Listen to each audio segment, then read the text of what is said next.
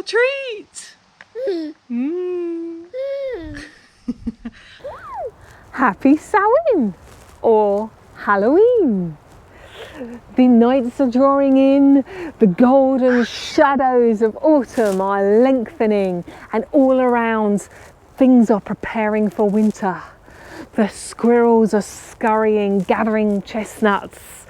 I can hear the honking of geese as they arrive from their long migration over here, and the leaves are turning golden colours and falling to the forest floor as winter arrives. It is the Celtic New Year as well, Halloween or Samhain. So to celebrate the season, we have got a story to share with you, but be warned, it's a little bit spooky. It is of our own creation, but it is a mishmash of Irish legend, traditional folklore and Indigenous wisdom. So grab a cuppa and get comfy, and here is our story. Gather good and close, my friends, gather round the fire, for who knows how this tale will end, who knows what will transpire. They say the veil is thinnest on Samhain Eve. The curtain between our world and the other's world is thin. Between the seen and the unseen, between the material and spirits. It's a time when fairy folk revel and ride and are on the lookout for lost souls to spirit away. Wise people would build their bonfires up high and light them and carve different vegetables into creepy faces so to scare away the fairy folk. Some people would even dress up in costumes, these guises, so that they could mingle freely with the people from the other world without detection, to avoid being spirited off. One of these unseelie fairy folk that I hope you never have the misfortune to meet is the Gorta. They say he was once a man, but alas, no more, for an unrelenting hunger has ravaged him. His sallow skin sits tightly drawn across his skeletal frame. Deep, dark eye sockets sit on angular cheekbones. He wears tatters of rags over his emaciated body. He looks like the living dead, a corpse animated, walking crunchily through the Samhain night. As if his terrible appearance was not dreadful enough, it is not his looks, but his sound that is the worst of it. For the Gorta screams in anguish, like the howling of the wind in a winter's storm.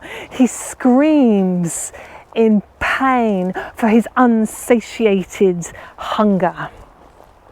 Across the land he wanders, desperate to find something to satisfy him. He consumes and consumes and consumes, but nothing will meet his hunger, not even for a moment.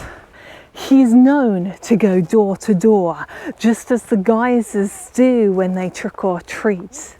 But you will know that it is the Gorta, because when he calls, the wind will howl, the screaming anguish will be upon you, the door will rat-a-tat-tat as he begs desperately for a morsel to try and quell his hunger. It's the ultimate of trick-or-treats. and the choice is yours to make. Now take heed, for you may need this information this evening should you have the misfortune for him to cross your path. If you fear him, if you stand by and ignore him, if you brush aside his desperate requests for sustenance, if you act from a place of scarcity, then the trick will be on you. Yeah, Bubs, it will be on you. For it was that very sort of action that was the first step that the girl... For it was that very sort of action that was the first steps that turned this man into this wraith. And should you take that choice and continue to walk that path, then your fate will be sealed, and you very well may share his destiny to forever walk the earth hungry, where nothing will satisfy. Even if there is abundance around you, you will always want more.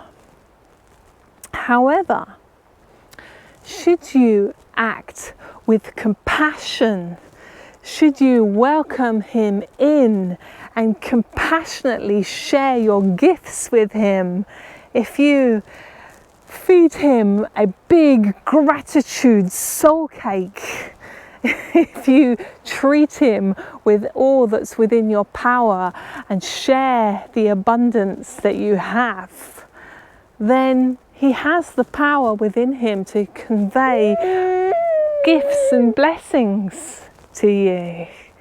And perhaps he may share them with you. For gifts have a nature of coming back around once we've shared them.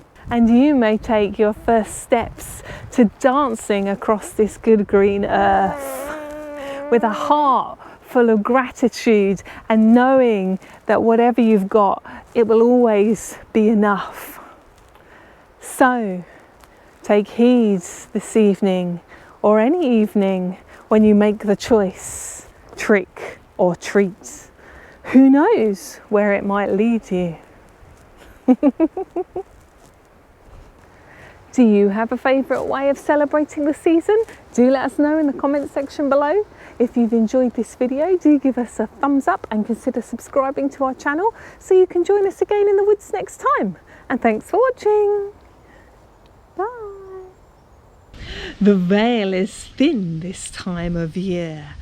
Otherworldly creatures may cause fear. Trick or treat may cause unease, but we can choose gratitude when we head to the trees. Bye bye.